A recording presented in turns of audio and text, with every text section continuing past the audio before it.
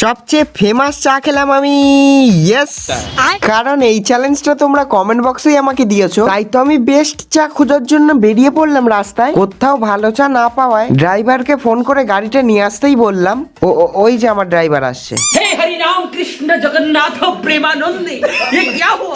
Just kidding guys. ট্রেনে উঠে আমি একটু আমার জিমনাস্টিংটা দেখিয়ে দিলাম। जग्गू बंदर मस्त कलंदर চলে আসলাম মধ্যমপুরে, তোমাদের প্রিয় শহরে, যেখানে শুনেছি নাকি মাত্র 10 টাকায় সব থেকে বেস্ট কোয়ালিটির চা পাওয়া যায়। তো আমিও দোকানে গিয়ে দুটো চা অর্ডার করে দিলাম, আমি আর আমার গার্লফ্রেন্ডের জন্য। ভাঁড় দুটো হাতে নিয়ে আমার তো মনে পড়লো আমার তো গার্লফ্রেন্ডই নেই। এই ঠান্ডা ওয়েদারে মাটির ভাঁড়ে দুধ চা খাওয়ার একটা আলাদাই ইমোশন আছে বস। তো চলো আমি ভাঁড় ফেলে ট্রেনে করে বাড়ি যাই। তোমরা নতুন মিনি ব্লগের জন্য সাবস্ক্রাইবটা করো। বাই।